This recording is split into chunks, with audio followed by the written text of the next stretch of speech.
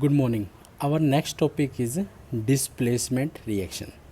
देखो, displacement reaction अपने name से बता रहा है कि डिस्प्लेस करना, किसी भी चीज़ को डिस्प्लेस, यानी the reaction in which most reactive element is replace by, ठीक है, the most reactive element is replace the less reactive element, यानी जो ज़्यादा रिएक्टिव एलिमेंट होएगा वो लेस रिएक्टिव एलिमेंट को रिप्लेस कर देगा। उन रिएक्शन को हम क्या बोलते हैं? डिस्प्लेसमेंट रिएक्शन करते हैं। ठीक है, तो कुछ एलिमेंट्स लिख रहा हूँ मैं, जैसे potassium, sodium, calcium, magnesium, aluminium, zinc, ठीक है, लेड, हाइड्रोजन, कॉपर, ठीक है, और क्या कहते हैं, हाइड्रोजन, कॉपर, मरकरी, सिल्वर, ये गोल्ड। ठीक है, तो इसकी एक सीक्वेंस बनाई हमने, का ना से मांगे आलिशान जिंदगी, पैर हाथ सी है आदमी औरत, यानी कि potassium can replace the sodium but sodium can't replace the potassium. समझ गए? यानी अपर एलिमेंट लोअर को रिप्लेस कर सकता है बट लोअर अपर को नहीं। तो उसका एक एग्जांपल ले लिया, जैसे आयरन कॉपर सल्फेट में आप डालते हो, इसका जो कौन सा कलर होता है? लाइट ब्लू कलर होता है।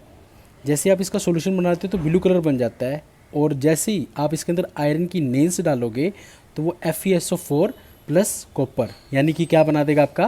Ferrous sulphate. और वो फेरस सल्फेट, यानी कि जो कॉपर सल्फेट ब्लू कलर का था, आयरन की वजह से वो ग्रीन कलर का हो जाएगा। ठीक है, तो यानी कि डिस्प्लेसमेंट रिएक्शन हुई। अब इसी को देखो क्या है, कॉपर FeSO4 के अंदर जब डालोगे तो उसके अंदर कोई भी रिएक्शन नहीं होगी, क्योंकि copper can't replace iron. Clear? तो ये एक डबल डिस्प्लेसमेंट रिएक्शन का एग्जांपल होगा। नेक्स्ट है हमारा डबल डिस्प्लेसमेंट रिएक्शन, या हम इसको क्या बोलते हैं? Precipitation reaction. देखो, प्रेसिपिटेशन का मतलब होता है, जैसे आप दही देखते हो, दही में वो बड़े बड़े पीसीज होते हैं, ऐसी टाइप का होता है, यानी those reaction in which exchange of ion will take place and insoluble substance is formed as product, that is called precipitation reaction और डबल डिस्प्लेसमेंट रिएक्शन। ठीक है, तो इन चीज़ों को हम इस तरीके से एक्सप्लेन करते हैं। इसी का आगे पार्ट देखो क्या है। अब हमारा है एग्जाम्पल Na2SO4। ठीक है, Na2SO4 और BaCl2, यानी कि सोडियम सल्फेट, जिसके अंदर हम बैरियम क्लोराइड डालेंगे तो वो BaSO4 प्लस NaCl, ये आपको बैलेंसिंग, या जैसे मैंने आपको जब टॉपिक करवाया था तो उसमें मैंने अच्छी तरह आपको बता दिया था ये रिएक्शन कैसे बनी है। याद रखना, ये जो तीर का निशान डाउन दिखा रखा है इसका मतलब है PPT। ठीक है, ये हमने प्रेसिपिटेट दिखा रखा है PPT की फॉर्म में। क्लियर? Precipitation reaction. नेक्स्ट आता है हमारा रिडॉक्स रिएक्शन। देखो, री एंड डी मतलब एंड, ऑक्स, यानी कि जिसके अंदर रिडक्शन और ऑक्सीडेशन दोनों हो। तो मैंने कुछ पॉइंट बताए हैं रिडक्शन एंड ऑक्सीडेशन के। रिडक्शन का मतलब होता है एडिशन ऑफ हाइड्रोजन, ठीक है, या रिमूवल ऑफ ऑक्सीजन। ऑक्सीडेशन में एडिशन ऑफ O या रिमूवल ऑफ H। सीधी सी बात इसके अंदर याद रखना, जो सेकंड पॉइंट है, मोस्ट इंपॉर्टेंट पॉइंट लेते हैं हम इससे, जिसके अंदर चार्ज डिक्रीज़ हो और इसमें ऑक्सीडेशन में चार्ज इंक्रीज़ होता है। जिनका रिडक्शन होता है हम उनको ऑक्सीडाइजिंग एजेंट बोलते हैं, और जिनका ऑक्सीडेशन होता है हम उनको रिड्यूसिंग एजेंट बोलते हैं। एडिशन ऑफ इलेक्ट्रोपॉजिटिव और एडिशन ऑफ इलेक्ट्रोनेगेटिव। क्लियर? अब डेफिनेशन देखो, those reaction in which oxidation and reduction take place simultaneously, यानी उन रिएक्शन जिनके अंदर ऑक्सीडेशन और रिडक्शन एक साथ हो जाए। ऐसा नहीं कि ऑक्सीडेशन पहले और रिडक्शन बाद, एक साथ हो। देखो एक एग्जांपल, CuO प्लस में H2, कॉपर प्लस वाटर, इस सब्सटेंस का O हट गया तो मतलब रिडक्शन हुआ, इसमें कन्वर्ट हो गया। इस सब्सटेंस के अंदर O ऐड हो गया, इसका मतलब ऑक्सीडेशन हुआ। और मैंने अभी आपको क्या बताया, जिसका रिडक्शन होता है वो हमारे ऑक्सीडाइजिंग एजेंट होते हैं, तो ये ऑक्सीडाइजिंग एजेंट हो गया। और जिनका ऑक्सीडेशन होता है वो हमारे रिड्यूसिंग एजेंट होते हैं। क्लियर? ऑक्सीडाइजिंग एजेंट और रिड्यूसिंग एजेंट बता दोगे तो ये चीज़ होगी हमारी। ठीक है, अब इसी में देखो क्या है, ये चार्ज मेथड है, ये बेस्ट मेथड माना जाता है। ठीक है, देखो जब मैंने आपको बैलेंसिंग ऑफ इक्वेशन कराया था तो मैंने चार्ज भी बताया था। कॉपर यहाँ पर 2 पॉजिटिव में है, ऑक्सीजन 2 नेगेटिव में। ये आप 9th क्लास में भी पढ़ चुके हो जब कंपाउंड बनाते थे। H2 यहाँ पर 0 चार्ज पे है। क्यों है?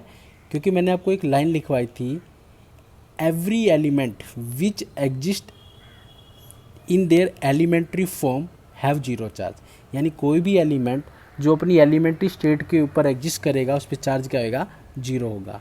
और कॉपर में भी क्या हो गया, जीरो, ठीक है। और एच के अंदर 1 पॉजिटिव होता है, O 2 नेगेटिव। क्लियर।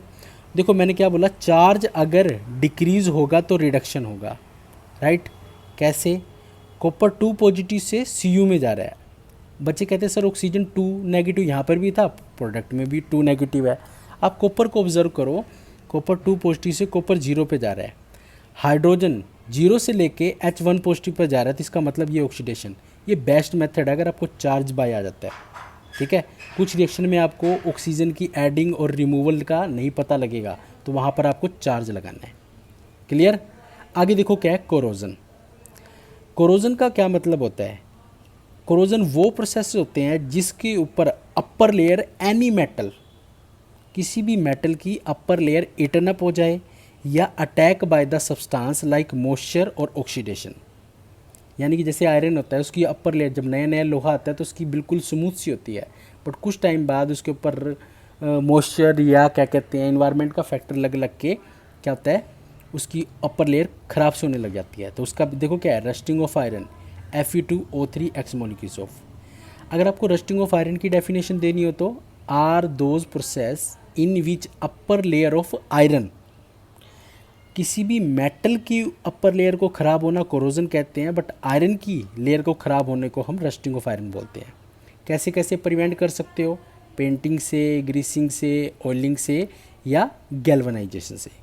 अब ये गैल्वनाइजेशन क्या है, जब आप आयरन की लेयर के ऊपर जिंक को कोट कर दोगे तो हम उसको गैल्वनाइजेशन बोलते हैं, ठीक है।